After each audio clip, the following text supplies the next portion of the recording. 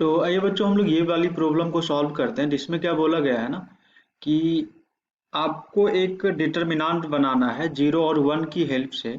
और जो आपका डिटर्मिनांट होगा ना वो 2/2 ऑर्डर का होगा। और इसके जो एलिमेंट होंगे ना ये सारे के सारे आपके किससे होने चाहिए, जीरो या वन से ही बनने चाहिए ये सारे के सारे वैल्यूज। बट ऐसा डिटर्मिनांट बनाओ वो डिटर्मिनांट की जो वैल्यू आए ना वो नॉन जीरो हो।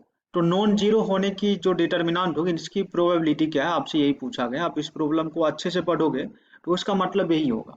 तो देखो बच्चों ये प्रॉब्लम बहुत ही सिंपल प्रॉब्लम है। इसको हम लोग कुछ ऐसा सोच सकते हैं जैसा कि मान लो कि हमारे 2/2 के जो डिटर्मिनांट्स होंगे वो कुछ इस टाइप के होंगे, ए बी सी और डी।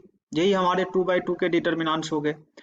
और जैसे कि इसको सॉल्व करोगे तो ए डी माइनस क्या B C is equal to जो आएंगे यही वैल्यू होंगे। बट इसमें क्या पूछा गया है कि इसकी वैल्यू जो है ना वो नॉन जीरो होनी चाहिए।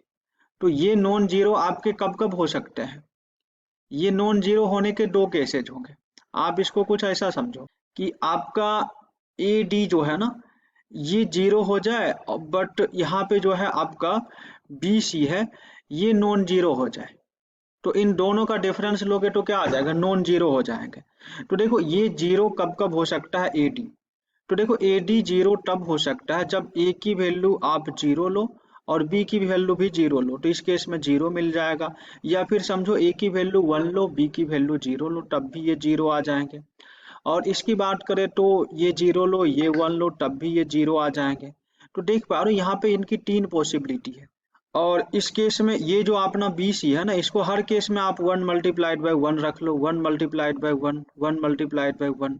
तो देख पा रहे हो यहाँ से हमेशा इन दोनों का डिफरेंस जो आ रहा है वो क्या आ रहा है, नॉन जीरो आ रहा है। समझ पा रहे हो ना। तो ये आपके थ्री फेवरेबल केसेज हो गए।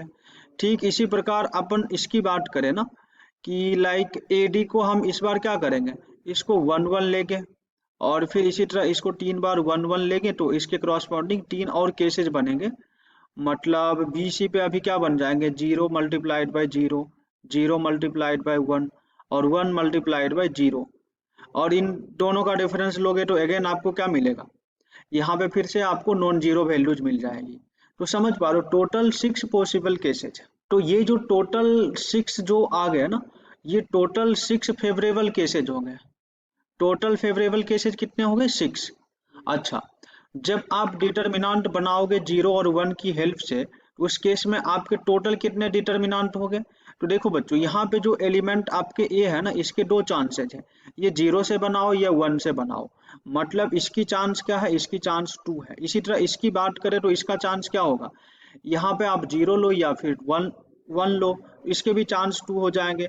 ठीक इसी प्रकार यहाँ की एलिमेंट की बात करो तो जीरो लो या वन लो, इसके भी टू चांसेस इसके भी टू चांसेस। तो टोटल कितने आ जाएंगे, टू की पावर फोर चांसेज होंगे।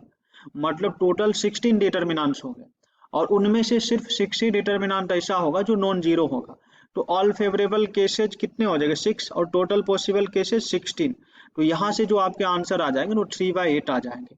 और यही इस पार्टिकुलर प्रॉब्लम का आंसर होगा। आई होप आपको ये चीज समझ में आई होगी। तो इसी तरह की अच्छी अच्छी प्रॉब्लम का सॉल्यूशन देखने के लिए आप हमारे चैनल को सब्सक्राइब कर सकते हो। और अभी जो प्लेलिस्ट का लिंक आ रहा है आप उस पर क्लिक करके हमारे सारे वीडियो को देख सकते हो। वहाँ पे हमने इसी टाइप की बहुत अच्छी अच्छी प्रॉब्लम को सॉल्व किया है जो मेजर स्टूडेंट्स का डाउट्स होता है। तो चलिए बच्चों हम लोग मिलते हैं नेक्स्ट वीडियो में। And thank you so much for watching this video.